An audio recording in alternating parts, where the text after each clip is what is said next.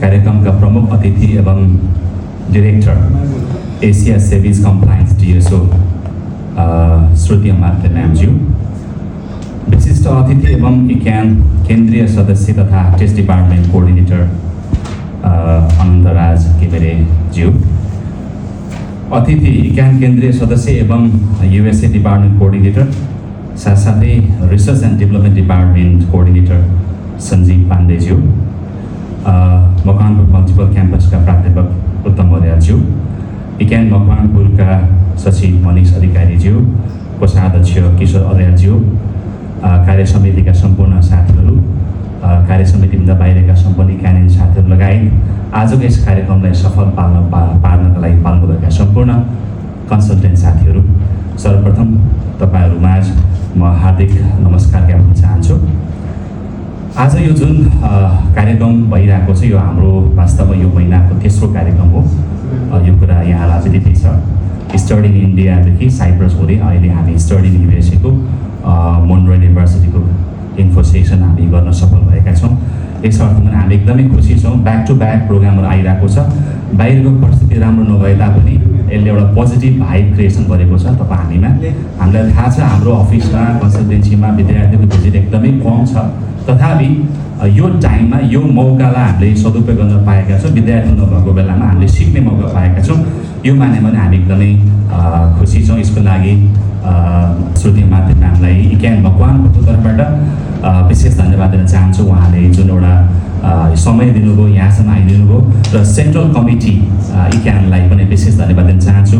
उहाँहरूको एउटा अर्गनाइजेसनमा यो प्रोग्राम हुँदैछ, यसको लागि म विशेष धन्यवाद उहाँलाई दिन चाहन्छु।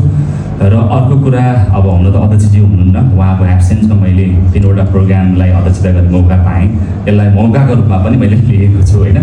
तथापि मैले बिचमा एउटा सानो कुरा सुनेको थिएँ, त्यो पनि मैले राख्न चाहेँ। मलाई अध्यक्षज्यूले भन्नुभएको थियो सेन्ट्रल कमिटीले यो कार्यक्रम चाहिँ हेटौँडामा राख्ने सेड्युलमा थिएन भन्ने कुरा पनि सुने। आगामी दिनमा यस्तो चाहिँ नगर्नु होला। हेटौँडा सानो मार्केट हो, नयाँ ब्रान्च हो, तर यदि कुनै प्रोग्रामहरू आउँछ तपाईँहरू झापा पुग्न सक्नुहुन्छ भने हेटौँडा किन, हेटौँडा टाढा पनि छैन होइन। 2-3 घन्टाको बाटो बाहिर आउनुभयो भने पनि उपस्थिति कम होला, सानो होला, तर बागमती प्रदेशको राजधानी हो। भोलि के थाहा, हेटौँडाले भोलि इक्यानलाई लिड गर्ने अवस्था नआउला भन्न सकिन्न। भोलिको दिन कसले होइन। सो यो कुरालाई पनि यहाँहरूलाई मैले रिमाइन्ड गराएँ। अब युएसको मार्केटको कुरा गर्दाखेरि पक्कै पनि अहिले जस्तै अरू कन्ट्रीको मार्केट डिक्लाइन भएको छ, युएस पनि त्यस्तै छ। मैले पनि लास्ट इयर युएसलाई राम्रै फोकस गरेर मार्केटिङ गरेको थिएँ। यो टाइममा 100+ मेरो एप्लिकेसन थियो, जसमध्ये 20-22वटा भन्दा बढी भिजा ल्याउन सकेन। अब यो साल त मैले हेर्ने हो भने 5वटा पनि मसँग एप्लिकेसन छैन। अब यसैबाट क्लियर हुन्छ कि विद्यार्थीको युएसप्रतिको अट्र्याक्सन घट्दो छ। तथापि हामीले काम गर्न छोड्नुहुन्न, कामलाई कन्टिन्यू गर्नुपर्छ। आज नभए भोलि हुन्छ, भोलि नभए पर्सि हुन्छ। यो कुरालाई ध्यान दिनुपर्ने हुन्छ। र आजको सेसनले वास्तवमा धेरै कुराहरू हामीले जान्न पायौँ। कतिपय कुराहरू अपडेट हामी थिएनौँ, कतिपय कुरा अझै पनि धेरै कुराहरू बुझ्न बाँकी छ। हामी पक्कै पनि इक्यान सेन्ट्रल कम्पिटिसनमा रहेर नजिक रहेर अथवा म्यामलाई पनि हामी पर्सनली पनि कन्ट्याक्ट गरेर त्यो कुराहरू हामी बुझ्न सक्छौँ होइन। अब भिजाको विषयमा धेरै कुराहरू, धेरै क्वेसनहरू आयो। भिजा भन्ने कुरा चाहिँ वास्तवमा मैले पर्सनली काम गर्दा पनि एकदमै युएसको भिजा चाहिँ मलाई पनि अनप्रेडिक्टेबल लाग्छ। भगवान् भरोसा नै भन्छु म चाहिँ होइन। विद्यार्थीलाई प्रिपेयर एकदमै गराउँछ, हामी क्लास पनि गराउँछौँ, मक इन्टरभ्यू गराउँछौँ, हामी धेरै नै गराउँछौँ।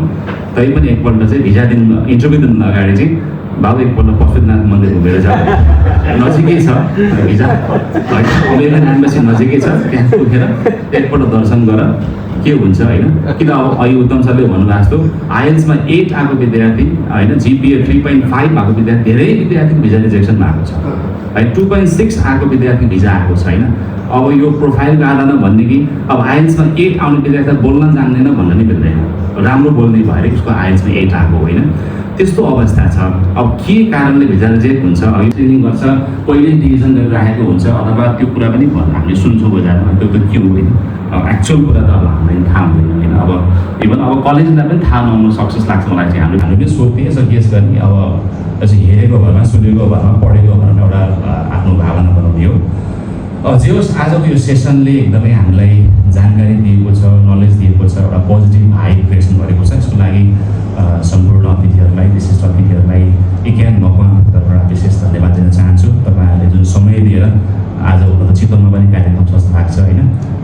आजकै दिन यहाँ पनि आज प्रोग्राम राखेर समय दिनुभयो।